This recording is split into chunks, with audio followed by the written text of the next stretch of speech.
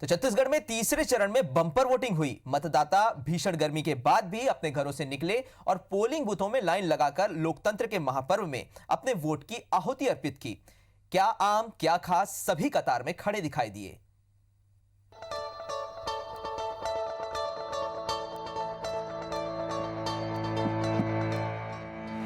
ये जश्न है लोकतंत्र के महापर्व का, ये जश्न है अपनी सरकार बनाने का, ये जश्न है अपने सांसद के चुनाव करने का।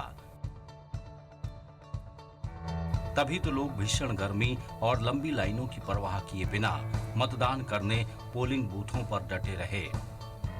तीसरे चरण में छत्तीसगढ़ की 7 सीटों रायपुर, बिलासपुर, दुर्ग, रायगढ़, कोरबा, सरगुजा और जांजगीर चांपा में लोगों ने बढ़ चढ़कर मतदान में हिस्सा लिया। मुख्यमंत्री भूपेश बघेल ने भी लोकतंत्र के महापर्व में हिस्सा लिया। दुर्ग के पाटन इलाके के कुरुदडीह गांव में उन्होंने परिवार समेत वोट डाला। वहीं अंबिकापुर के गर्ल्स कॉलेज में छत्तीसगढ़ के स्वास्थ्य मंत्री टीएस सिंहदेव ने वोट डाला।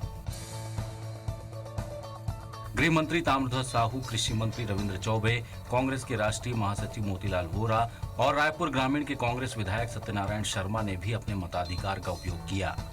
जबरदस्त उत्साह है और यहाँ कांग्रेस की लहर है और पूरे देश में यूपी एक सरकार बनेगी। भी कि देश के हित में मुझे लगता है कि पिछले 5 सालों को विशेष करके देख के जिस तरह से देश में परिस्थितियां निर्मित हुई, बदलाव अनिवार्य है। इस बात का अनुभव कर रहा हूँ कि मतदाताओं की आस्था पूरी तरह से लोकतंत्र पे है। रायपुर में पूर्व मंत्री बृजमोहन अग्रवाल ने भी पूरे परिवार के साथ लोकतंत्र के महापर्व में वोट की आहुति दी।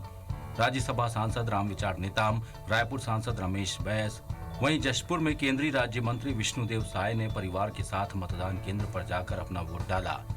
दुर्ग में भाजपा की राष्ट्रीय महासचिव सरोज पांडे ने भी मतदान किया।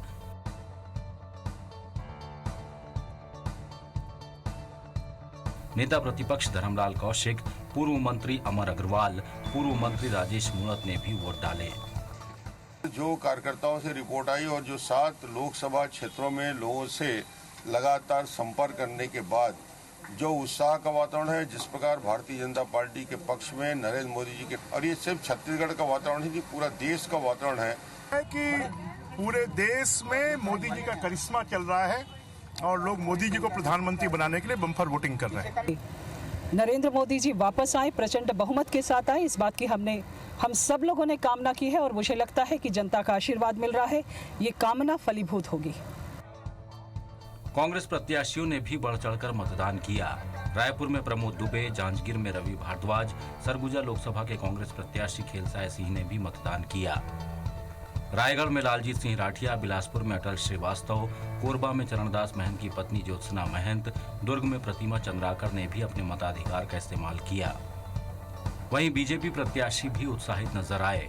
रायपुर में सुनील सोनी, दुर्ग में विजय बघेल, कोरबा में ज्योतिनंद दुबे ने मतदान किया।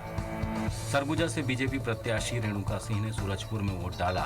बिलासपुर सीट से बीजेपी प्रत्याशी अरुण साव अपनी पत्नी के साथ वोट डालने पहुंचे। कांग्रेस ही जीतेगी, इसलिए जीतेगी क्योंकि भूपेश बघेल जी के 60 दिन के काम, नगर निगम रायपुर में मेरे काम, ये काम बोलता है शहर में, और लोकसभा क्षेत्र में भी काम बोलेगा। पूरे रायपुर लोकसभा में जो सूचना आई है, सकारात्मक माहौल है। भारतीय जनता पार्टी जो है अच्छे वोटों से जीत रही है। कार्यकर्ता परिश्रम की पराकाष्ठा कर रहे हैं। मतदाताओं ने ठान लिया है कि इस देश से अगर आतंकवाद मिटाना है तो मोदी जी को प्रधानमंत्री बनाना है। पेंड्रा में पूर्व मुख्यमंत्री और जेसीसीजे अध्यक्ष अजीत जोगी ने अपनी पत्नी रेणु जोगी और बेटे अमित जोगी के साथ मतदान किया। जोगी परिवार सारबहरा मतदान केंद्र पहुंचा और वोटिंग की। देखिए, ये हमने गठबंधन धर्म को निभाया है। हम नहीं लड़ रहे हैं, इसका मतलब ये नहीं है कि हमारा गठबंधन नहीं लड़ रहा है। हमारा गठबंधन लड़ रहा है और हम उसी का समर्थन कर रहे हैं। छत्तीसगढ़ के 15,408 मतदान केंद्रों पर वोटर्स ने 123 प्रत्याशी की किस्मत ईवीएम में कैद कर दी है, जिसका फैसला 23 मई को होगा। मतदान के बाद सभी सियासी दलों ने अपनी अपनी जीत का दावा किया है। Bureau report, IBC 24।